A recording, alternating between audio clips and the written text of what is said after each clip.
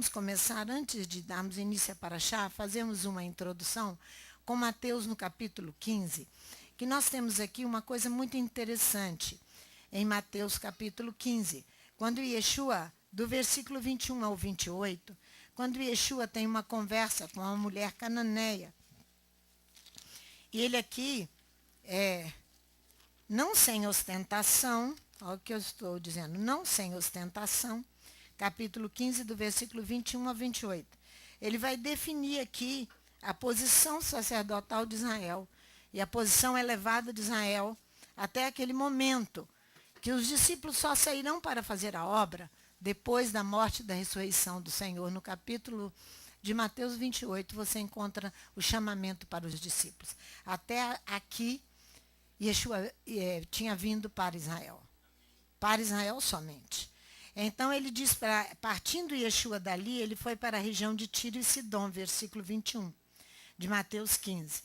Certa mulher cananeia daquela região clamou: Adom, filho de Davi, tem misericórdia de mim. Minha filha está horrivelmente endemoniada. Yeshua não lhe respondeu palavra, de modo que os seus discípulos, aproximando-se dele, lhe rogaram: despede-a, pois ela vem gritando atrás de nós. Então respondeu ele: eu não fui enviado senão as ovelhas perdidas da casa de Israel. Está vendo? Sem ostentação, sem simplicidade, mas com ostentação, ele mostra que ele veio para a casa de Israel. É ele mesmo que está falando aqui.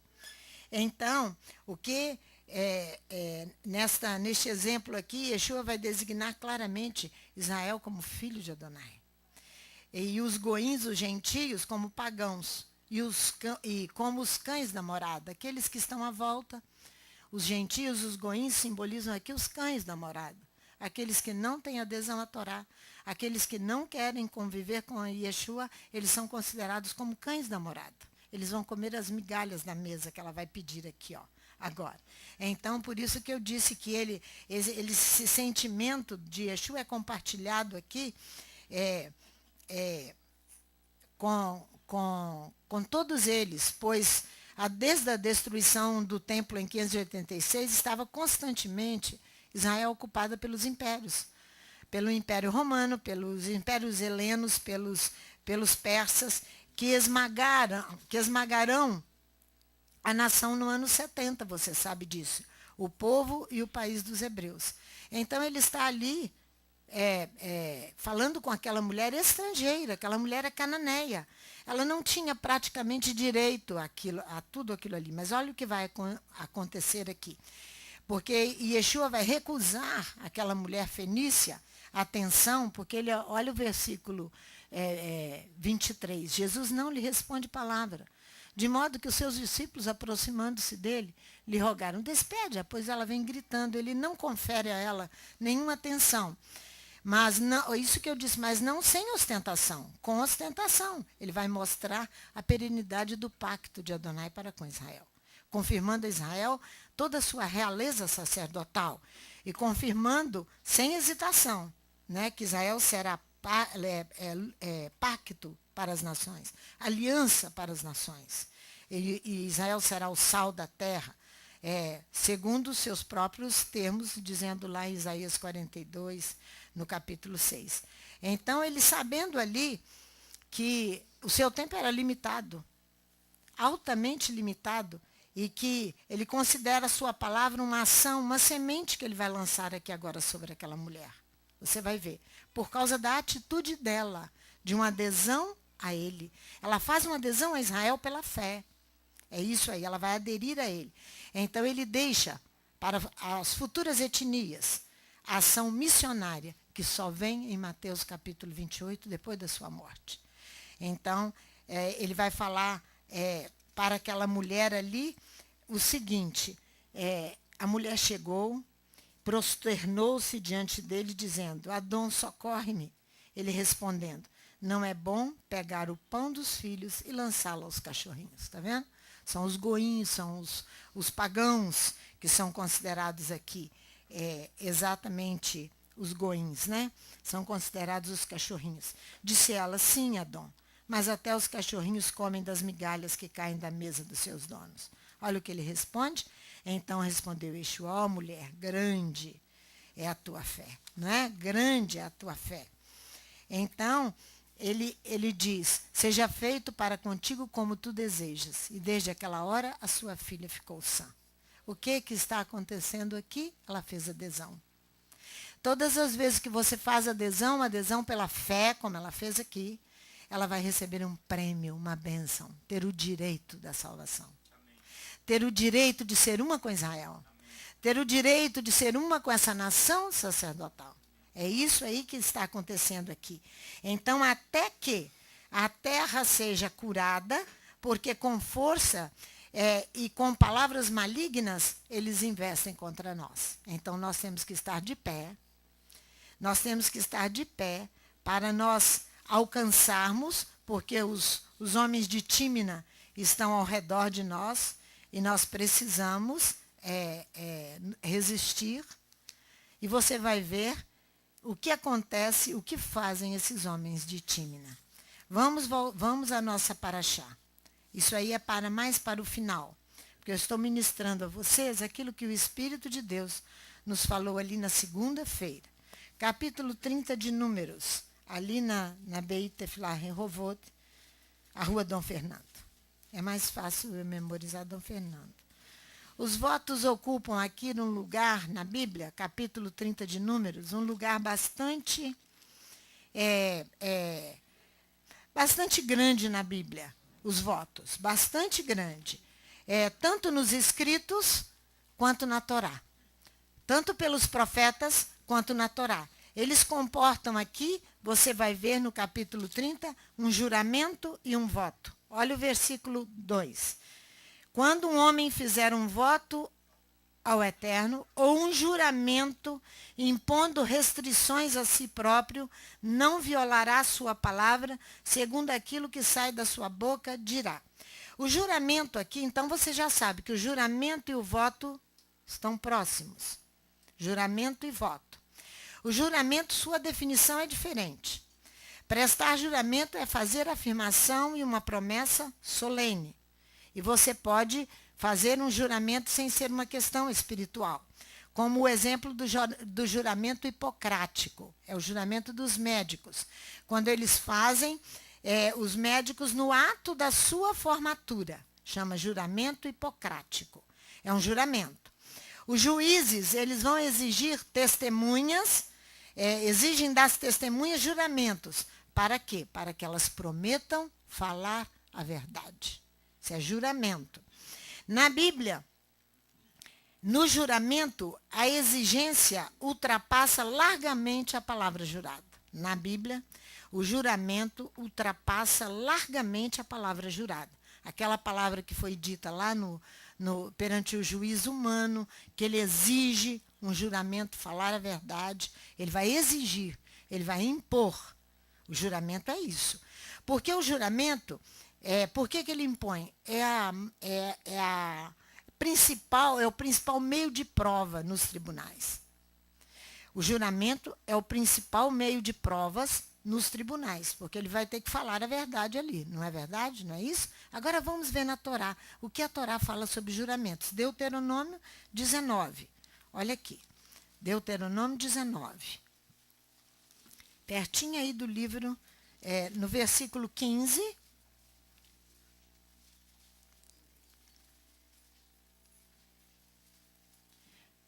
Deuteronômio 19, 15. Uma só testemunha não será suficiente contra uma pessoa, seja qual for o seu delito ou o seu pecado. Por isso que na Torá a exigência ultrapassa largamente a palavra jurada. Só pelo depoimento de 2 ou 3 testemunhas se estabelecerá o fato.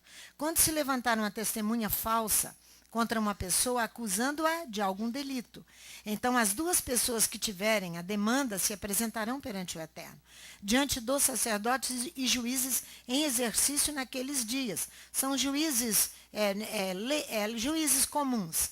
Se os juízes, depois de diligente investigação, constatarem que a testemunha é falsa, que levantou o falso testemunho contra seu irmão, far-lhe-ás como ela pretendia fazer a seu irmão. Assim eliminarás o mal do meio de ti, para que que os que ficarem o ouçam e temam, e nunca mais tornem a fazer tal mal no meio de ti. Agora você vai ver em 1 Reis comigo, lá em 1 Reis, no capítulo 21, você vai ver aqui na Bíblia uma testemunha falsa. 1 Reis, no capítulo 21. Você vai ver que Jezabel vai tomar aqui versículo 10. Os homens, filhos de Belial, para testemunharem contra Nabote, para que Nabote seja morto. Porque Acabe queria a vinha de Nabote, e Nabote não queria vender a sua vinha. Então ela vai levantar aqui, olha só o versículo 10, do 1 Reis 21. Ponde defronte dele 2 homens, filhos de Belial, que testemunhem contra ele, dizendo, contra Nabote. Nabote blasfemastes contra Elohim e contra o rei. Depois levai-o para fora e apedrejai-o para que morra. Os homens da sua cidade, os anciãos e os nobres, que habitavam na sua cidade, fizeram como Jezabel lhes ordenara, conforme estava escrito nas cartas que lhes mandara. Apregoaram um jejum e puseram a Nabote diante do povo. Então vieram 2 homens, filhos de Belial, e sentaram-se defronte dele e testemunharam contra Nabote perante o povo, dizendo, Nabote blasfemou contra Elohim e contra o rei. Assim o levaram para fora da cidade, o apedrejaram e morreu. Então mandaram dizer a Jezabel. Jezabel fez aqui, ela providenciou aqui testemunhas falsas aqui contra Nabote, porque ele não queria vender a sua vinha para o rei. Então, a palavra jurada na Bíblia, ela ultrapassa largamente a exigência na Bíblia. É proibido pronunciar juramento. Pois a exigência bíblica é manter uma perfeita castidade. Por isso que ela ultrapassa largamente, é muito mais a exigência na Bíblia do que nos tribunais humanos. Por quê? Porque nós temos que manter a perfeita castidade. Porque o voto impõe uma particular... o juramento vai impor uma particular privação quanto ao uso dos juramentos. Então, da expressão, por quê? O pensamento, seu pensamento, a sua palavra e o seu ato e o meu devem se harmonizar em perfeita unidade. E Yeshua diz assim, vós ainda ouvistes o que foi dito aos antigos? Ele diz. Vai lá em Mateus, no capítulo 5, para você entender isso aqui. Ultrapassa a exigência bíblica, segundo aquilo que Yeshua nos ensina em Mateus, no capítulo 5, ultrapassa largamente a exigência dos tribunais humanos. Olha aqui, versículo 33, ele diz, vós ainda ouvistes o que foi dito aos antigos, não perjures, não use de falso testemunho, não quebre o juramento. Por isso que há uma legislação em Números 30, dentro da nossa paraxá, uma proibição de quebrar juramento e quebrar voto. Olha aqui o que Yeshua diz. Ouviste também o que foi dito aos antigos, não perjurarás, mas cumprirás teus juramentos a Elohim. É proibido quebrar juramento. É proibido. Porque eu, porém, vos digo, de maneira nenhuma jureis. Aí ele vem usando aqui... para não jurar por nenhuma coisa sagrada, nem por Jerusalém, nem pelo trono. É isso que ele vem usando aqui, até o versículo 37. Seja, porém, o vosso sim, sim, e o vosso não, não, e o que passar disso vem do maligno, versículo 37. Por isso que a palavra de juramento, a exigência bíblica ultrapassa os tribunais humanos. Muito, muito, muito. Segundo o que a Bíblia diz. Tiago também diz, a sua palavra e a minha seja sim, sim e não, não. Por causa dos juramentos e dos votos. Que eles são diferentes entre si. Mas a exigência bíblica é a mesma. O juramento vai incidir sobre o passado. Os juízes exigem juramentos, jamais os juízes exigem votos. Não. Yeshua não. Yeshua não estava impedindo o voto, você vai ver. Você vai ver. Por quê? Por que que nós estamos tratando dessa questão? Por que que Francisco, pela manhã, o Espírito o toma para que ele entre com um apelo, movendo-se o coração da congregação para fazer aquilo que o Eterno mandou fazer? Porque um dia nós juramos, faremos e te obedeceremos. Êxodo capítulo 24, versículos 7 e 8. Né? Por causa do sangue da aliança. Então, os juízes jamais vão exigir votos, mas juramentos. Porque para que o voto seja válido, ele tem que ser absolutamente livre, ele não pode ser exigido. A diferença do juramento para o voto é só essa. O juramento é exigido, o voto é livre. É livre. Portanto, a proibição bíblica para o juramento e o voto são as mesmas. Por isso que eu falei que a exigência bíblica ultrapassa os tribunais comuns. Apesar da diferença na definição entre juramento e voto. A definição é: juramento é exigido, voto é livre. Ninguém está incentivando ninguém a fazer voto. Mas eu vou te mostrar que nós fazemos votos. O juramento é exigido porque ele se impõe. O povo, o voto é livre e ele não pode se impor um voto a ninguém. O voto é autorizado, mas não encorajado na Bíblia. Ele é autorizado, mas não encorajado. O voto no hebraico é neder, que tem por objetivo estabelecer uma relação entre o homem e Elohim. Isso é o voto. Estabelecer uma relação íntima. O que aquela mulher cananeia fez? Estabeleceu uma relação íntima. Ela fez adesão com Israel. Ela se torna povo de Israel, como Ruth. O que Ruth faz? Ela faz uma adesão. Ela diz: aonde tu fores, eu irei. O que tu fizeres, eu farei. O que ela está falando? Um voto. O teu Deus será o meu Deus. O teu povo será o meu povo. Ela votou ali. Votou livre. A sua sogra pediu que ela fosse embora. Mas ela não. Ela votou. Daí vem a obrigação. Por quê? Ela ali estabeleceu uma adesão, um relacionamento íntimo com Elohim. Esse é o objetivo do voto. Você, quando vota, porque você deseja um relacionamento íntimo com ele, de respeitar a promessa feita. Trair essa promessa feita a Elohim, segundo a Bíblia, impõe-se assim, castigo. Punição impõe para nós. Porque os profetas, os salmistas e os sábios, eles advertem ao homem contra toda negligência no cumprimento do voto. Olha aqui, ó. Olha lá, Números capítulo 30.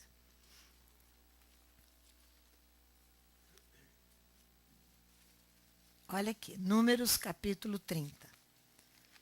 Todos eles, a Torá, os salmistas, os profetas, os sábios advertem. Você fez um voto, você trate de cumpri-lo. Portanto, pense antes de votar, porque aquilo que sair da sua boca, olha o que diz aqui. Versículo 2. Vamos do 1. Disse Moisés aos cabeças das tribos dos filhos de Israel. Isso é que o Eterno ordena. Quando um homem fizer um voto ao Eterno, ou um juramento impondo restrições a si próprio, não violará a sua palavra, segundo tudo aquilo que sair da sua boca, fará. É isso que ele está dizendo. Quando uma mulher, na sua mocidade, fizer um voto ao Eterno, impondo restrições a si própria, estando ainda na casa do seu pai, e este, conhecendo o seu voto e a sua obrigação, nada lhe disser, todos os seus votos serão válidos. Ele tem que falar imediatamente, porque o silêncio significa aprovação. Então, o homem que vota, assim diz em outra tradução, o homem que vota um voto para Adonai, que faz um juramento para ligar seu ser por um liame. Liame aqui é o que serve para ligar. Ligar o homem a Adonai. É isso aí. Quando faz um juramento, um voto ou um juramento, para ligar o seu ser, um liame. Não profanará sua palavra. Ele fará conforme tudo aquilo que saiu da sua boca. É isso que a Torá diz. Portanto, irmãos, preste atenção. A Bíblia não conhece isenção de votos e nem de juramentos. A Bíblia não conhece isenção de votos. Não conhece. O cumprimento do voto é uma necessidade. O compromisso deve ser mantido, custa o que custar. O compromisso deve ser mantido, custe o que custar. Vamos em Deuteronômio 23. Pertinho. Fala, meu filho. Então, o voto, a partir do momento que eu faço um voto, ele tem um peso de um mandamento? Ele passa praticamente a ter o peso de um mandamento para mim. Porque você votou. A irmã Dalva não votou. Para você é. Porque há uma legislação bíblica específica para o voto. Ele passa a ser. Você tem que cumprir mesmo que você morra. Porque se vivemos, somos do eterno. Se morremos, somos do eterno. Amém. Não é verdade? Olha aqui no versículo 23, versículo 21, que começa. Olha aqui, ó. Aí eu estou no 24, como é que pode? 21, ó. Quando fizeres algum voto ao eterno teu Elohim, não tardarás em cumpri-lo. Pois o eterno teu Elohim certamente o requererá de ti, e em ti haverá pecado. Em ti haverá pecado. Porém, abstendo-se de votar, não haverá pecado em ti. Tudo o que proferirem os teus lábios, isso guardarás, e o farás. Porque fizeste teu voto livremente ao eterno teu Elohim com a tua própria boca. A diferença entre o juramento e o voto é essa. O voto é livre, o juramento é imposto. Você não pode ser falsa testemunha. O juramento, no juramento você não pode ser falsa testemunha. Isso é imposto. Você tem que ser. Ah lá, deixa ele falar aqui pra gente. Compromisso judicial, quando você vai perante os juízes, você firma um compromisso de prestar aquela declaração. É um compromisso legal. Compromisso legal. É considerado por lei. O voto não. O voto é algo que você faz em relação a Elohim. Você vota aquilo ali e você tem que cumprir. Não é algo imposto. Uhum. O juramento é algo imposto. Imposto, não é isso? A diferença de um para o outro é isso. Mas todos dois têm uma exigência enorme bíblica. Então, quando o povo falha, vem e promete uma coisa e não faz, o culpado somos nós que ensinamos a vocês, que não ensinamos. Porque a Torá está aqui para ser ensinada e a Bíblia inteira. Olha para você ver o que acontece com Jefté. Olha aqui, vai lá, capítulo 11 de Juízes. Olha o que faz com ele. Jefté faz um voto precipitado, mas ele não pode voltar atrás no seu voto. Mesmo que o seu voto seja precipitado, trate de cumpri-lo. Olha aqui, ó. Capítulo 11 de Juízes, a partir do versículo 30 até o 39. Juízes 11, de 30 a 39. Jefté fez um voto ao Eterno. Se totalmente entregares os filhos de Amon nas minhas mãos, qualquer que saindo da porta da minha casa me vier ao encontro, voltando eu vitorioso dos filhos de Amon, esse será do Eterno, e oferecerei em holocausto. Olha só, assim Jefté foi de encontro aos filhos de Amon a combater contra eles, e o Eterno os entregou nas suas mãos. Jefté feriu-os com grande mortandade, desde Aroer até chegar a Minite, 20 cidades e até Abel, Queramim, assim os filhos de Israel subjugaram os filhos de Amon. Vindo Jefté a Mispa, a sua casa, a sua filha, lhe saiu ao encontro com adufes e com danças. Ela filha única, não tinha ele outro filho nem filha. Olha bem. Quando a viu, rasgou as suas vestes e disse: Ah, filha minha, muito me abatestes, és a causa da minha calamidade, porque fiz voto ao Eterno e não tornarei atrás. Não tornarei atrás. Me respondeu ela: Pai meu, fizestes voto ao Eterno, faze de mim segundo o teu voto. Agora que o Eterno te vingou dos teus inimigos, os filhos de Amon. Disse mais a seu pai: Mas concede-me este único pedido, deixa-me ir por 2 meses, que vá e desça pelos montes e chore a minha virgindade, eu e as minhas companheiras. Por que ele estava abatido? Ela não iria casar-se, ele não teria descendência. Por causa de um voto precipitado. Mas ele teve que cumprir o seu voto, não é isso? Josué fez um voto precipitado de uma aliança com os gibeonitas. E Saul vem e quebra o voto. Davi vai lá na frente chorar, Porque Israel tinha 3 anos que não chovia e a fome era terrível sobre a terra.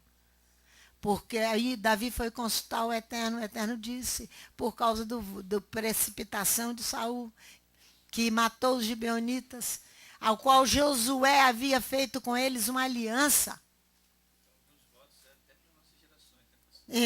Exatamente, Chiquinho. Exatamente. Eclesiastes vocês conhecem. Eclesiastes 5, de 3 a 6, a proibição do voto, de não cumprir o voto.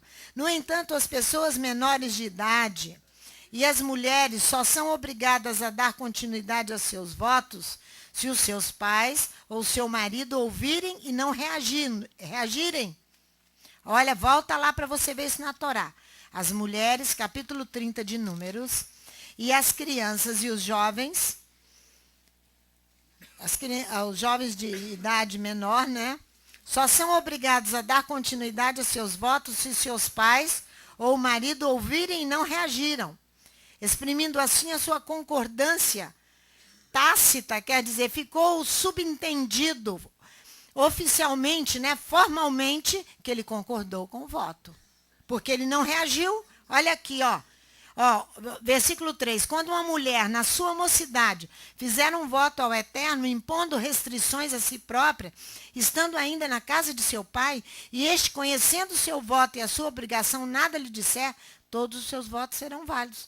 Mas se seu pai, no dia em que o souber, se opuser, todos os seus votos, no dia, tem que ser na hora, desfazer, e as suas obrigações não serão válidos. O Eterno lhe perdoará porque o seu pai fez oposição.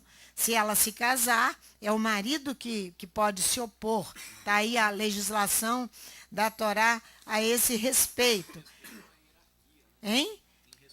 Em respeito a uma hierarquia, exatamente. O silêncio aqui, tanto do pai quanto do marido, vai equivaler a quê? A aprovação. Então, pode dar continuidade ao voto. Do contrário, ele não tem validade, né, para menor e para a esposa. A maior parte dos votos dizem respeito aos sacrifícios, a fazer sacrifícios no santuário. Exemplo de Ana. A maior parte dos votos que nós fazemos são por momentos difíceis na nossa vida. E nós votamos, então eles são relacionados ao santuário. No caso de Ana, vai lá, 1 Samuel capítulo 1. Ana faz um voto ali, e o que vai acontecer? Pensa só essa questão aqui de Ana. Ela vai consagrar Samuel. Os votos são feitos por consagração de pessoas, consagração de soma de dinheiros para o santuário. Então, você já sabe que o que você prometeu, que é o quinto, você faz favor de dar. Tá? Tudo isso está inserido nessa questão. Dar ao santuário. Olha aqui, ó. Porque todo voto está ligado a violentar o ser. Quando ele se restringe a si próprio. Você se restringe, você entra numa área de limitação. É isso aí, essa que é a restrição. Lá na Torá fala, nós vamos voltar lá. Olha o versículo 11, ó. O 10, ela com amargura de alma orou ao Eterno e chorou muito. E fez um voto dizendo, ó Eterno dos exércitos, se benignamente atentares para a aflição da tua serva, e de mim te lembrares, e da tua serva não te esqueceres, mas a tua serva deres um filho, ao Eterno darei por todos os dias da sua vida, e sobre a sua cabeça não passará navalha. Aqui você já sabe que ela está indo para um voto extremo chamado nazireu. Extremo, chamado nazireu. São duas espécies de dois votos especiais que a Bíblia tem uma legislação própria. É do nazireu e o herém. Então, aqui, volta lá em Números 30. Segura aí o seu dedinho aí em Números 30 para você consultar aqui a Torá, o que diz a Torá. Olha aqui no versículo 13. Todo voto, juramento ligado para violentar o ser. Então, constranger, exercer violência contra si mesmo. Ou então contrariar as normas vigentes. Quais são as normas vigentes? Comermos quase que de 3 em 3 horas. Quando você faz um jejum, o que você faz? Uma restrição alimentar. Não é verdade? Então você está violentando o seu ser. Quando você faz, olha o versículo 13 de Números 30. Olha bem, seu marido pode confirmar ou anular todo voto e todo juramento que ela tiver feito para violentar a sua alma. Olha aí, tá vendo? Para violentar a sua alma. É a mesma expressão que está lá do jejum de Quipur, violentar a alma. No capítulo 29 de Números, versículo 7, é a mesma expressão para o jejum de Yom Kippur, para designar o jejum de Yom Kippur. Que quando você vai restringir ali o alimento, em Yom Kippur são 24 horas sem comer e sem beber. É uma violência para com o organismo. Não é verdade? Assim nós compreendemos que o jejum ou as abstinências corporais diversas é um voto eficaz para a guerra espiritual. Vou repetir. Assim nós compreendemos que o jejum, que as abstinências corporais diversas, é um voto eficaz para a guerra espiritual. Vocês se lembram quando nós entramos 3 dias em jejum? Nós tivemos que ter uma comprovação, uma testificação com o corpo, com outros irmãos que trouxeram a palavra. Por quê? Porque o Anderson dizia, não consigo, pastora, ficar 3 dias sem comer e sem beber. E são 3 dias sem comer e sem beber. Aí nós entramos como corpo para ajudá-lo ao jejum. Para ajudá-lo no jejum, para que ele não fizesse 3 dias de jejum ali, 3 dias de jejum ali sozinho. Não é verdade? Vai para você ver ali, em Mateus no capítulo 17. Olha o que tem aqui em Mateus no capítulo 17, quando eu estou dizendo para vocês que o voto, essas abstinências corporais, jejum, fala o senhor.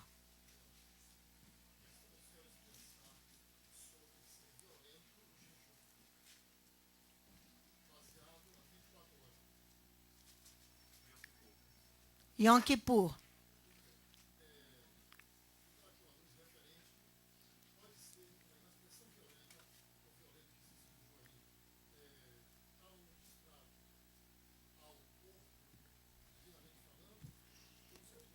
Não, porque o corpo, no sentido material, o corpo tem que se alimentar. Concorda? Nós precisamos do alimento. Então, quando você se abstém, você restringe alguma coisa, você não se permite alimentar. Então, você está negando a você mesmo alguma coisa que você tem por direito. Por isso que é violentar-se.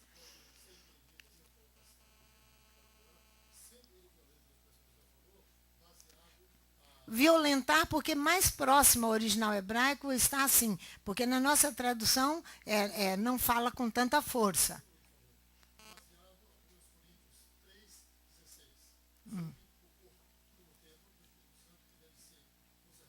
Sim, o corpo deve ser conservado, mas o corpo também tem que ser respeitado, os seus limites físicos. Entendeu? Então nós podemos fazer essas abstinências físicas, mas sob orientação do Espírito. Porque se nós formos fazer sem orientação do Espírito, será um desastre. Não é verdade? Será um desastre. Mateus capítulo 17, quando eu disse que essas abstinências, o voto, eles compreendem, eles são eficazes para a guerra espiritual. Veja ali Mateus no capítulo 17. Mateus 17, versículo 17. Mas antes vamos ver o 14 até o 17. Quando chegaram à multidão, um homem aproximou-se de Yeshua, ajoelhou-se dizendo, Dom, tem misericórdia do meu filho, ele é epiléptico e sofre muito. Ele muitas vezes cai no fogo e na água. Eu o trouxe aos teus discípulos, mas não puderam curá-lo.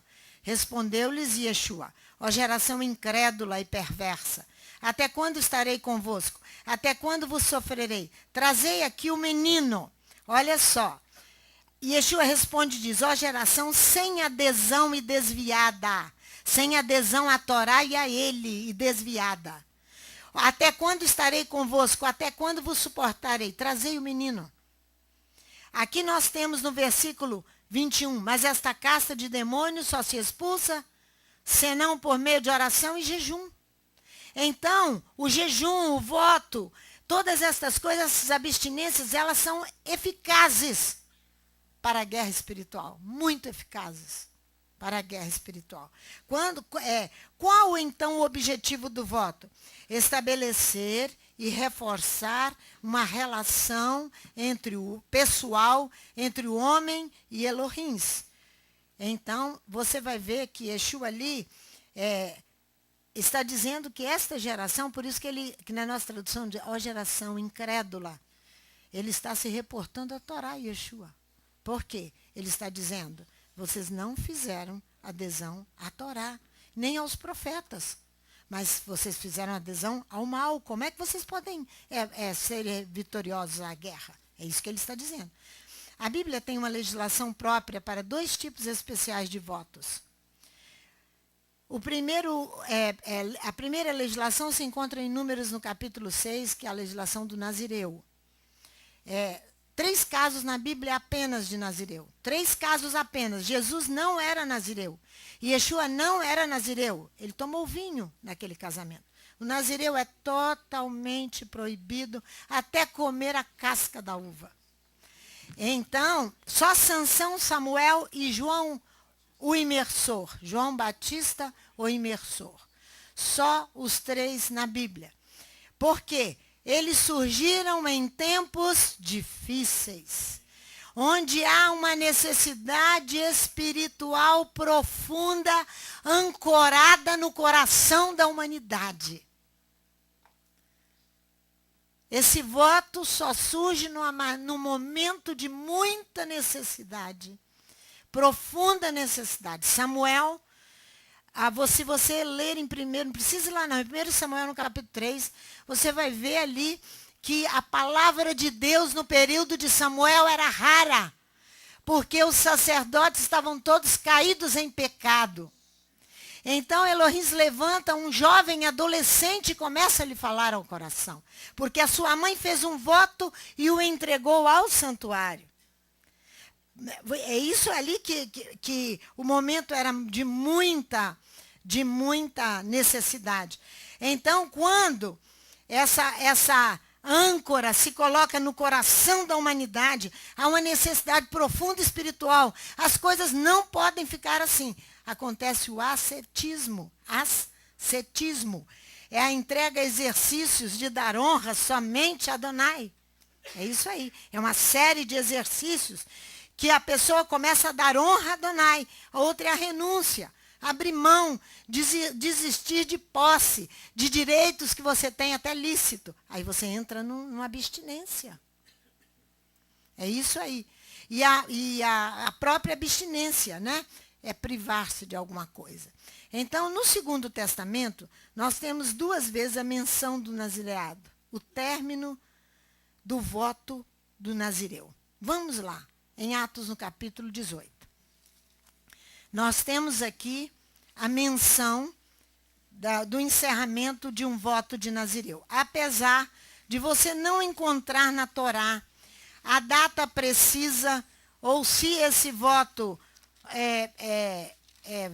vai encerrar em tal época ou não. Você não tem isso.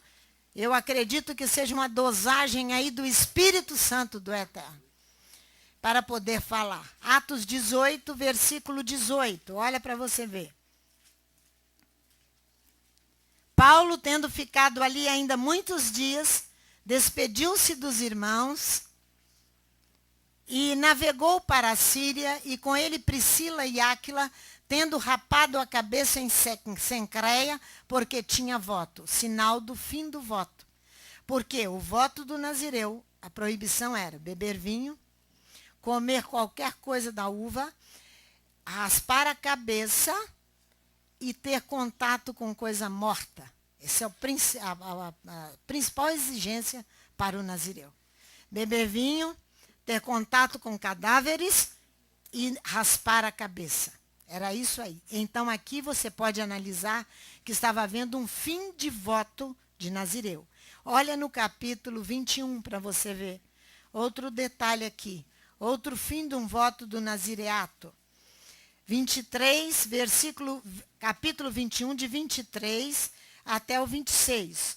Faze, pois, o que te diremos. Temos 4 homens que fizeram voto.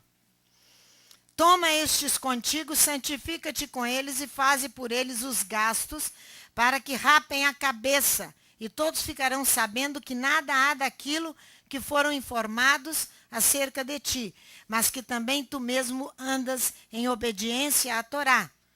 Todavia, quanto aos gentios que têm crido, já escrevemos, não precisa ir até não, só o 24. Aqui você vê, tu mesmo andas em obediência à Torá. É o fim do voto do nazireato aqui.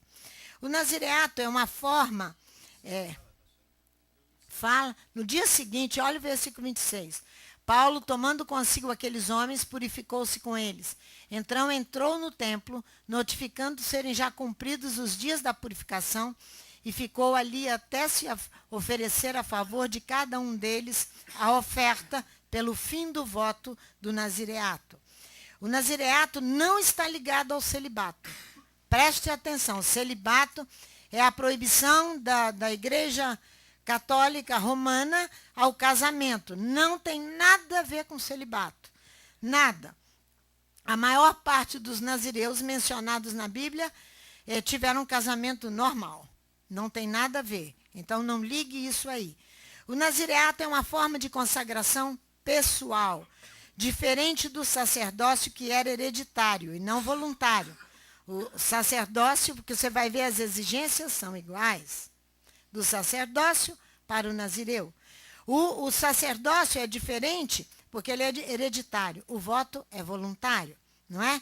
Porém, os traços principais do nazireato coincidem com alguns traços exigidos do sacerdote. A interdição do vinho. Você já sabe que é proibido ao sacerdote beber vinho. Vocês estão cansados aqui de saber disso por causa da separação do santo do profano.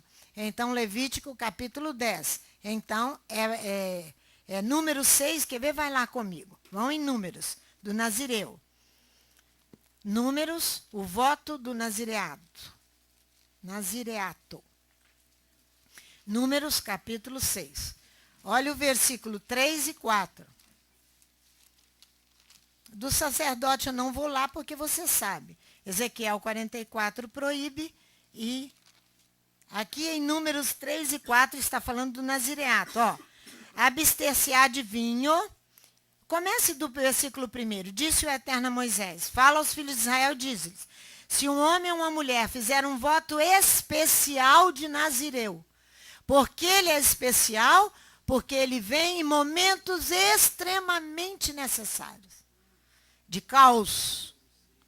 Número 6, versículo 2. Fizeram um voto especial de nazireu, um voto de separação para o Eterno. Abster-se-á de vinho de bebida forte, não beberá vinagre de vinho, nem vinagre de bebida forte, nem tomará nenhuma bebida feita de uvas, nem comerá uvas frescas, nem secas. Todos os dias da sua consagração, não comerá nenhum produto da videira, desde a semente até as cascas, viu? Essa aqui é a proibição de beber o vinho ou comer qualquer coisa da videira. A limitação e regulamentação no porte da cabeleira, na corte, né? No porte da cabeleira mesmo e da barba. Olha o versículo 5. Todos os dias da sua consagração do nazireato, não passará navalha sobre a sua... Você já vai entender agora mesmo por que disso. Navalha sobre a sua cabeça. Será santo até que se cumpram os dias pelos quais se separou para o Eterno. Até que se cumpram os dias. Não se sabe quantos. Não se sabe. Deixará crescer livremente o cabelo. Então, para o sacerdote você encontra em Ezequiel 44, 20, porque são similares as exigências, não é? A terceira exigência é a interdição do contato com o cadáver. Olha o 6 e o 7. Durante todo o tempo da sua consagração ao Eterno, não se aproximará de nenhum cadáver. Nem se seu pai, ou a mãe, ou o irmão, ou a irmã morrerem. Não se contaminará, porque traz sobre a cabeça o nazireato de seu Elohim. durante todo o tempo do seu nazireato, será santo ao Eterno. O sacerdote também está lá em Ezequiel 44, no versículo 25, essa interdição, de ter o contato com cadáveres, né? A proibição do corte do cabelo é porque o cabelo cobre o cabelo cobre o quê? A cabeça. Então, era essencial no nazireato, porque a cabeça coberta é sinal de quê? Submissão. A mulher casada cobre a cabeça por quê? Então, pastora Sandra, você não é casado porque cobre a cabeça. Ó, meu marido, ó.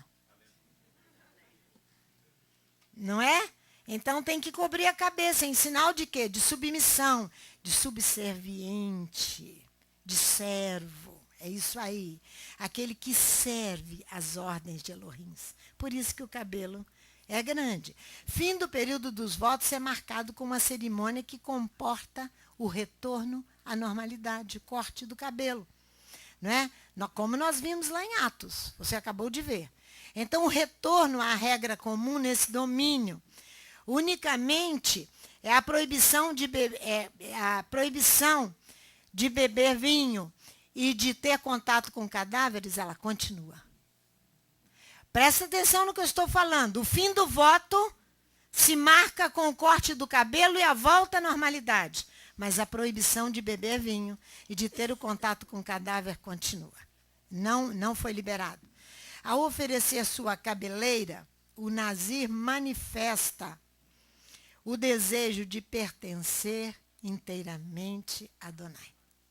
Você sabia que até os dias de hoje as mulheres em Israel, quando elas casam, cortam o cabelo e elas colocam uma touquinha no cabelo, as ortodoxas mantêm a touquinha até aqui embaixo, ou então usam uma peruca, por causa da submissão, o símbolo que ele pertence inteiramente ao seu marido. Esse gesto exprime a renúncia voluntária à sua própria personalidade. Esse gesto exprime, só um minuto, esse gesto exprime a renúncia voluntária à própria personalidade para tornar-se de quê? De outro. No caso do sacerdote, do nazireu, para se tornar de Adonai. Para fazer unicamente a sua vontade. Ele é subserviente, ele serve. Ele está ali para obedecer. A cobertura da cabeça é algo muito, muito, muito importante. Fala, Senhor. Ok. Então, quando o sacerdote ou o nazireu, ele está ali sobre voto, ele fez tudo aquilo ali, por quê? Porque voluntário. No caso de Sansão não foi voluntário, porque a sua mãe o votou ainda quando ele... Nem Samuel. Não. Ainda estava na barriga da sua mãe, a sua mãe que fez o voto. Meu filho, fala no microfone, completa para mim. Alguns votos que fazemos servem para os nossos filhos. Quando falamos nascer venishmar, faremos e obedeceremos, os nossos filhos estão inseridos nessa promessa. Isso. Quando Moisés fez o voto diante da nação de Israel, ele falou assim, não faço somente para os que estão aqui, mas também os que Amém. estão, que virão futuramente estarão inseridos dentro desse voto. Exatamente. Você vai conferir comigo, ali em Juízes no capítulo 14, quando ali os homens de Tímina, que o Espírito estava falando para nós, é o risco que nós corremos. Olha aqui o que vai acontecer aqui agora, com esse nazireu. Sansão, que você bem conhece a história de Sansão. Os homens de Tímina vão convencer a mulher de Sansão para que venha persuadi-lo. Por que eles vão convencer? Porque eles querem saber de onde vem a força de Sansão. A força vem na vida de comunhão com Elohim, está na sua cabeça. Aí no mundo, os demônios dizem, fez a cabeça para Satanás. Você submeteu o seu pensamento, a sua vontade. Por isso que quando a mulher ali, raspa a cabeça no seu casamento, ela está submetendo ali a sua própria personalidade. A submissão, que não é fácil, não é fácil. Submetermos a palavra, falar que nós amamos Elohim é muito fácil. Mas obedeça aos mandamentos. Yeshua diz, aquele que me ama, me obedece. E o que vai acontecer aqui? No capítulo 14, o casamento de Sansão. Olha aqui o que acontece. Desceu Sansão, versículo 5.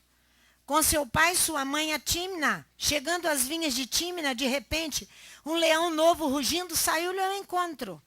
Então o Espírito do Eterno se apossou dele, de tal maneira que ele o rasgou de alto a baixo, como quem rasga um cabrito, sem ter nada na mão. Mas nem a seu pai, nem a sua mãe deu a saber o que tinha feito. Desceu e falou àquela mulher, e ela lhe agradou muito. 1 ano depois, quando voltou para a tomar, eu que estou falando 1 ano depois, porque os tradutores, os historiadores acreditam que seja 1 ano depois. Quando ele voltou para a tomar, apartou-se do caminho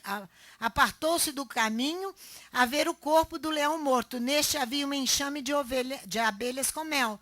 Tomou o favo nas mãos e foi andando e comendo dele. Tendo chegado a seu pai e a sua mãe, deu-lhes dele e comeram. Porém, não lhes deu a saber que tomaram o mel do corpo do leão. Entenderam aí? Descendo seu pai, aquela mulher fez Sansão ali um banquete, porque assim costumava fazer os moços. Quando os moradores do lugar o viram, trouxeram 30 companheiros para estarem com ele. Disse-lhe Sansão, eu vos proporei um enigma. Se nos 7 dias de bodas me deres a resposta, dar-vos-ei 30 túnicas de linho e 30 mantos.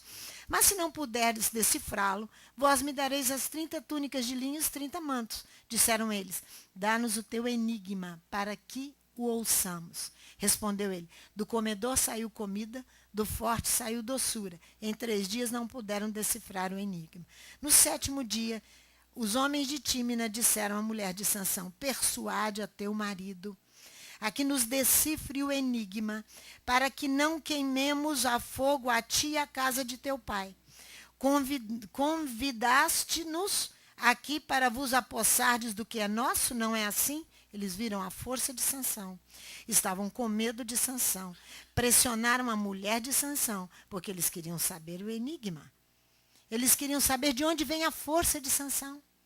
Eles também vão querer saber de onde é que vem essa nossa força para fazer aquilo que nós fazemos. E serão irmãos. Tá? O inimigo mora dentro de casa mesmo. A mulher de Sansão chorou diante dele e disse, tu me odeias, não me amas de verdade. Deste aos filhos do meu povo um enigma a decifrar e ainda não me declarasse a resposta. Respondeu ele, nem a meu pai nem a minha mãe o declarei. Por que devia declará-lo a ti? Ela chorou diante dele os 7 dias em que celebravam as bodas. Assim, ao 7º dia, ele lhe declarou a resposta, porque ela o importunava. Então ela declarou o enigma aos filhos do seu povo. Sansão fica bravo aqui. Ele acusa os homens de Tímina de terem contato sexual com a mulher dele. Aqui, ó.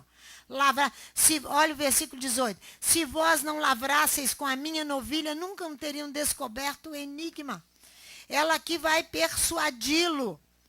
A persuasão é levar alguém a crer na sua proposta. Ela levou. E ele entregou nas mãos. Então, o que acontece? A sua intenção com a persuasão era induzir ao erro. Era responder aos homens de Tímina aquilo que ele tinha, que era uma vida submissa pelo voto do nazireado a Elohim. Por isso que a força estava no seu cabelo, não é? Então, ela vai fazer tropeçar, armar ciladas. Volta lá em Números, no capítulo 6. Segura aqui e volta lá, porque você vai ver que ele fica bravo, ele põe fogo nas plantações deles, mas ele vai ser vencido pela prostituta Dalila. Ele vai ser vencido pela prostituta Dalila. Cuidado para que a prostituta não nos vença. e não nos roube o direito de servir a Elohim e cumprir todos os nossos votos. Volta aqui em Números no capítulo 6. A parte B do versículo de Números 6. A parte B e o versículo 7. Números 6, versículo 7, a parte B. Capítulo 6 de Números, versículo 7, a parte B. Porque traz sobre a cabeça o nazireato do seu Elohim. Sim, o diadema de Elohim sobre a cabeça dele. A coroa. Sim, o diadema de seu Elohim coroa sua cabeça.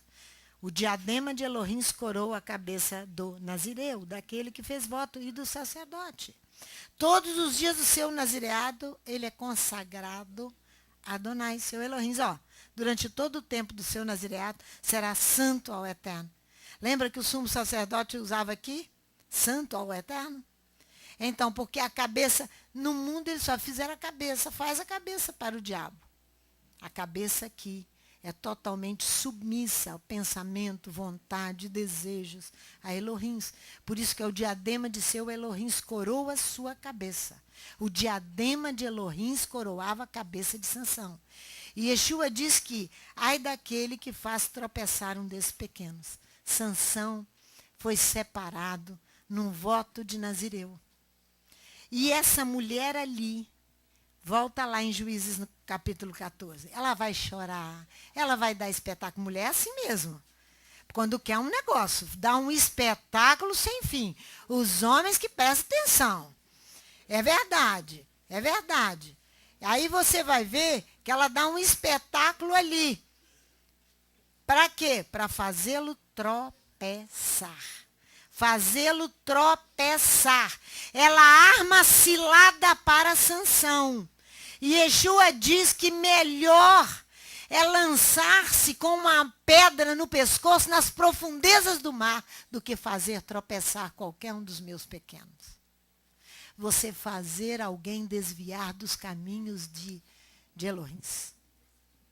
Yeshua diz no capítulo 18, quando ele fala sobre os pequeninos. Porque aqueles que fazem adesão a ele chama de pequeninos. Aquele que faz um daqueles que pertencem a Elohim tropeçar, melhor que amarrar uma pedra, porque você vai apodrecer lá, acabar lá no fundo do mar, rapidamente. A palavra de Yeshua não exprime uma maldição, mas um lamento profundo para aquele que faz alguém tropeçar. Um sofrimento íntimo. Íntimo. Íntimo. Não tente raciocinar com a sua cabeça quando alguém define alguma coisa de ligar o seu ser a Adonai. Você tem que ajudar ao invés de impedir. Aqui, os homens de Tímina e a mulher de Sansão acabam com ele fica muito bravo, mas não resolve o problema. Olha, volta aqui no capítulo 16, vai no capítulo 16 de Juízes. Ele vai, olha, eu vou ler o primeiro versículo de Juízes 16. Foi-se Sansão a Gaza, onde viu uma prostituta, e entrou para passar a noite com ela. Ela tem os seus deuses, e ele então se dobrou aos deuses dela. É Dalila, né? A prostituta aqui é Dalila. Agora eu quero te trazer aqui, no versículo 15, vem Dalila. Não, olha o 5, 4 e 5. Depois disso, ele se afeiçoou a uma mulher do vale de Soreque, cujo nome era Dalila. Os príncipes dos filisteus subiram a ela e lhe disseram: persuade e vê o que consiste a sua grande força. E com que poderíamos dominá-lo e amarrá-lo para assim o subjugarmos? Cada um de nós te dará 1.100 moedas de prata. Olha o versículo 15. Então ela lhe disse: como podes dizer que me amas, não estando comigo o teu coração? Já 3 vezes zombastes de mim e ainda não me declarastes em que consistes a tua força. Importunando ela todos os dias com as suas palavras, e molestando a alma dele, se angustiou até a morte. Assim ele descobriu-lhe todo o seu coração e disse: nunca passou navalha a minha cabeça, porque sou nazireu de Elohim, desde o ventre da minha mãe. Se viesse a ser rapado, sairia de mim a minha força, me enfraqueceria e seria como qualquer outro homem. Olha só, porque sobre ele estava o diadema de seu Elohim, coroa sua cabeça. O diadema de Elohim coroava sua cabeça. E o fim de Sansão é trágico. Ele vai conseguir destruir os filisteus, mas ele é obrigado a entrar com todos eles para o templo dos filisteus aqui, ó. Sansão derruba o templo de Dagom. Olha o versículo 28. Ele convoca todos para a casa de Dagom, né? Então clamou Sansão ao eterno Elohim: peço-te que te lembres de mim. É melhor você morrer a quebrar um voto. Ele foi sábio aqui e fortalece-me agora só esta vez, ó Elohim, para que de uma só vez me vingue dos filisteus pelos meus 2 olhos. Ele já estava com os olhos furados, ele já não enxergava mais, ele se envolveu com a prostituta, ele se envolve com Dalila, e ele chega ao fim, ele vai morrer junto com eles, mas ele cumpre o voto. Mas ele cumpre o voto. Não deixe ninguém tomar a coroa que está sobre a tua cabeça, que é que coroa a sua cabeça é o diadema de Elohim. Não é verdade? Vamos lá no livro de Amós. Nós já estamos encerrando. No livro de Amós. Olha o que diz aqui o Eterno sobre essa questão de vir outro e dar vinho a beber aos nazireus. Para perturbar o voto, como fez Dalila, como fez os homens de Tímina. Amós capítulo 2, olha aqui. Quando você vê alguém que está sobre voto, ajude o indivíduo a cumprir o voto e o juramento. Você não atrapalhe, porque você estará criando tropeços para aquele que está sobre voto. E é melhor, disse Yeshua, colocar uma pedra sobre o seu pescoço e lançar-se no fundo do mar. Amós 2. Assim diz o Eterno: por 3 transgressões de Moabe e por 4 não retirarei o castigo, porque queimou os ossos do rei de Edom até os reduzir a cal. Porei fogo a Moabe e ele consumirá os palácios de Queriote. Moabe morrerá com grande estrondo, com alarido, com som de trombeta. Eliminarei o juiz do meio dele, e a todos os seus príncipes com ele matarei, diz o Eterno. Assim diz o Eterno: por 3 transgressões de Judá, por 4 não retirarei o castigo, porque rejeitaram a Torá do Eterno, não guardaram seus estatutos, antes se deixaram enganar por suas próprias mentiras, após as quais andaram seus pais. Porei fogo a Judá, e ele consumirá os palácios de Jerusalém. Assim diz o Eterno: por 3 transgressões de Israel, por 4 não retirarei o castigo, porque vendem o justo por dinheiro e o necessitado por um par de sandálias. Pisam a cabeça dos pobres no pó na terra, pervertem o caminho dos mansos. Um homem e seu pai entram à mesma moça e assim profanam o meu santo nome. O desvio sexual, né? Deitam-se junto a qualquer altar, sobre roupas empenhadas. Na casa de seus deuses, bebem o vinho dos que foram multados. Eu destruí-o, amorreu diante deles, não obstante sua altura ser como a dos cedros e a sua força como a dos carvalhos. Eu destruí o seu fruto por cima e as suas raízes por baixo. Também vos fiz subir da terra do Egito, e 40 anos vos guiei no deserto, para que possuísseis a terra do amorreu. Dentre vossos filhos levantei profetas, e dentre os vossos jovens nazireus. Não é isto assim, filhos de Israel, diz o Eterno. Mas vós aos nazireus deste vinho a beber, e aos profetas ordenastes, não profetizeis. Está vendo? Fazendo o nazireu quebrar um voto. Isso aqui não é ninguém estranho, não. É gente de dentro de casa. Eis que eu vos apertarei no vosso lugar, como se aperta um carro cheio de feixes.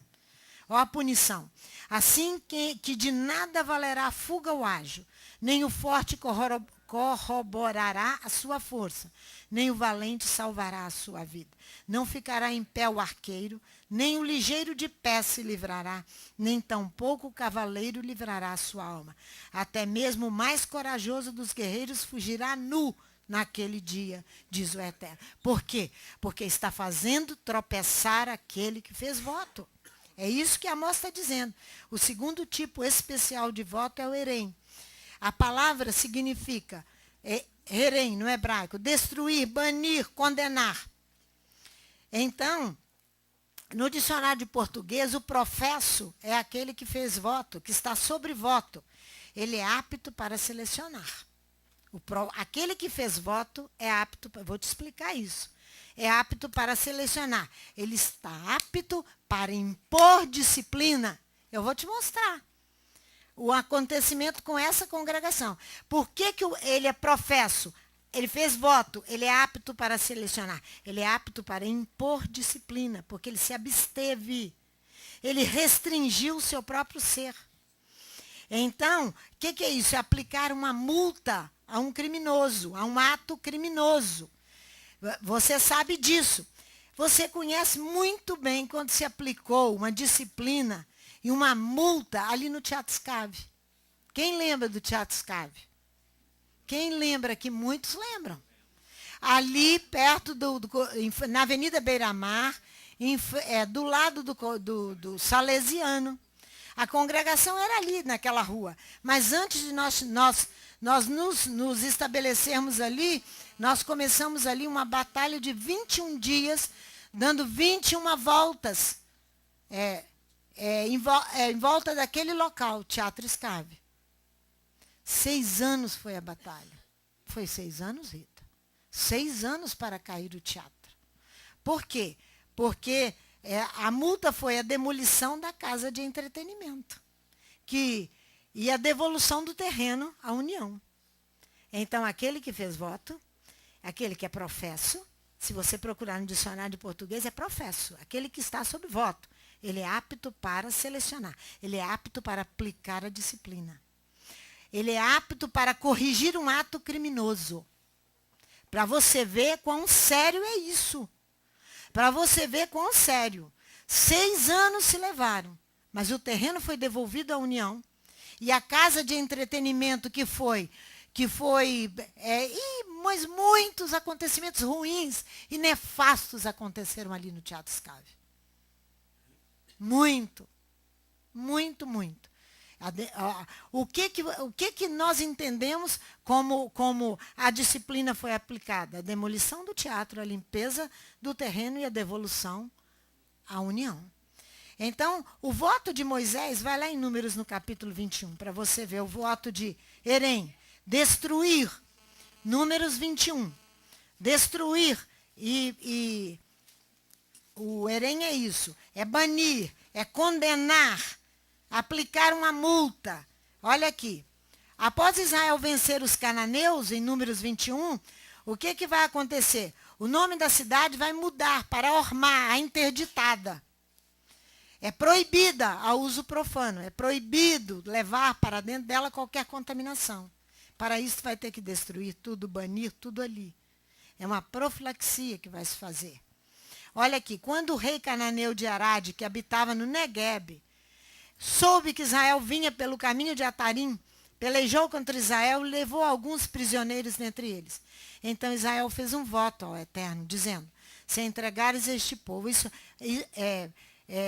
nas minhas mãos, isso aqui é outra coisa, importantíssimo numa guerra espiritual, mas é o último recurso da guerra espiritual. É o último recurso da guerra espiritual, é esse aqui. Então fez um voto dizendo, se entregares este povo nas minhas mãos, destruirei totalmente as suas cidades. O Eterno ouviu a voz de Israel, entregou-lhe os cananeus, os israelitas os destruíram totalmente, a eles e às suas cidades. Assim o lugar passou a chamar Ormá, a proibida. Proibida de quê? Ao uso profano. Ao uso profano. Então, a destruição de tudo é um ato de purificação em honra a Adonai. Por isso que Saul entra naquela legislação grave ali. Quando ele manteve o rei Agag, né, dos midianitas, que Moisés, nessa paraxá, no capítulo 31, que Moisés vai destruí-los. Saul, mais tarde, ele vai negar-se a isso. Então, ele perde todo o direito de rei de Israel, de reinar sobre Israel, de ter o domínio sobre Israel, para Davi, porque ele não obedeceu o Eterno. Então, você vai ver aqui que Jericó também, no capítulo 6 de Juízes, que nós temos aquela legislação ali que a tribo de Ruben, né, e de Gade não quer atravessar, que o Francisco fala, dentro da nossa paraxá, eles não querem atravessar o Jordão. Para ajudar Israel a conquistar Jericó, ali Jericó também foi votada. Então, é um herém, é o último recurso na guerra espiritual. Israel está entrando para possuir o território. O povo está devagar. Não, nós já temos muito gado, nós queremos ficar por aqui, Moisés. Nós não vamos atravessar o Jordão. Moisés tem que ir. Moisés não, é Josué ali, né? Ele faz um voto de Jericó. Então, ele consiste ali, o voto consiste nesse momento, esse último recurso para a guerra espiritual, numa medida de profilaxia espiritual. É um conjunto de medidas destinada a impedir o aparecimento de várias doenças. Na medicina isso é muito comum. Impedir que a doença venha se propagar. A contaminação, ela se propaga. Ela se propaga e vem a destruição. É por isso que há uma necessidade que aconteça essas coisas. Há um voto também por gratidão, pelo reconhecimento por um benefício recebido, que nos obriga a responder ao Eterno com voto. Por isso que o Chiquinho, hoje de manhã, chorando, ele disse que ele, se for necessário, eu entrego o meu apartamento, Eterno. Então, ali, ele estava fazendo o quê? Ele estava ali se obrigando a responder ao Eterno, porque de tanto que o Eterno me abençoou. Vai lá com vocês, comigo, em Gênesis 28, para darmos uma olhadinha nisso aí. Gênesis 28. Jacó sabia que o Eterno o havia abençoado grandemente e que ele gozava de uma proteção de Adonai. Capítulo 28 de Gênesis. O patriarca, então, vai votar. Olha aqui, ó. Jacó usa de uma extrema prudência aqui. Por quê? Porque ele não exprime dúvida quanto ao seu chamado. Mas é uma angústia, ele é tomado de uma angústia, por isso que ele vota também. Diante de um futuro cheio de provações que o esperava. Olha que capítulo é esse. Quando ele tem ali a visão da escada de Jacó. Ele tem uma visão deslumbrante de uma comunhão contínua dos seus descendentes com os céus, com Elohim. Então ele vê que era grande aquele momento e que ele recebeu com uma bênção muito grande. Aí ele vai votar a Elohim por gratidão, com receio das provações que virão para ele e para o seu povo. Então sua ansiedade física aqui consiste em saber ultrapassar todos os obstáculos que virão. É o nosso caso. E perseverar, continuar firme, constante, até o fim na resolução de servir ao Eterno. Olha o que ele faz. Versículo 18. Então se levantou Jacó de madrugada, tomou a pedra que tinha posto por travesseiro, erigiu-se em coluna e derramou azeite em cima. E chamou aquele lugar Betel. Porém, o nome daquela cidade antes era Luz. Fez também Jacó um voto, dizendo, se Elohim for comigo. Está vendo a ansiedade dele? O receio das provações, das perseguições, a ansiedade que veio sobre ele por causa dos obstáculos que vão surgir. E me guardar nesta viagem, que ora faço, me der pão para comer e vestes para vestir. E eu em paz voltar à casa do meu pai. O Eterno será o meu Elohim. E esta pedra que tenho posto como coluna será a casa de Elohim. E tudo o que me deres, certamente te darei o dízimo. te darei o dízimo. Davi, irmãos, vai lá comigo em 2 Samuel 16. 2 Samuel 16, Davi estava sancionado, aprovado todo o seu ministério de unidade das 12 tribos de Israel. Davi já sabia disso. Então, não importava para Davi que ninguém o amaldiçoasse, podia quem quer que for, proferir qualquer maldição contra ele. Porque para ele era mais importante aquilo que ele havia prometido a Elohim, que era manter a unidade das tribos. Olha aqui para você ver. Aqui os comentaristas consideram que Davi havia feito um voto. Capítulo 16 de 2 Samuel. Capítulo 16 de 2 Samuel. Davi votou cumprir aquilo que Elohim havia dito. Olha, mas não precisa começar do versículo 1, não. 5, vai no 5. Tendo Davi chegado a Baurim, dali saiu um homem da linhagem da casa de Saul, cujo nome era Simei, filho de Gera, e saindo ia amaldiçoando. Atirava as pedras contra Davi e todos os seus servos, ainda que todo o povo e todos os valentes iam à direita e à esquerda do rei. Amaldiçoando, dizia a Simei: sai, sai, homem de sangue, homem de Belial. O Eterno te deu agora a paga de todo o sangue da casa de Saul, em cujo lugar tens reinado. O Eterno entregou o reino na mão de Absalão, teu filho. Tu estás na desgraça, porque és homem de sangue. Então disse Abissai, filho de Zeruia, ao rei: por que amaldiçoaria este cão morto ao rei, meu senhor? Deixa-me passar, e lhe tirarei a cabeça. Respondeu, porém, o rei: que tenho eu convosco, filhos de Zeruia? Se ele está amaldiçoando, porque o Eterno lhe disse: amaldiçoa Davi, quem diria, porque assim fazes? Então disse Davi a Abissai e a todos os seus servos: meu filho, que saiu das minhas entranhas, procura tirar minha vida, quanto mais ainda esse benjamita? Deixai-o que amaldiçoe, pois o Eterno lhe ordenou. Nada mais poderia mexer com o voto que ele havia feito, de produzir a unidade entre as tribos e de ser o homem segundo o coração de Elohim. Nada mudou. Porventura o Eterno olhará para a minha aflição e pagará com bem a maldição deste dia.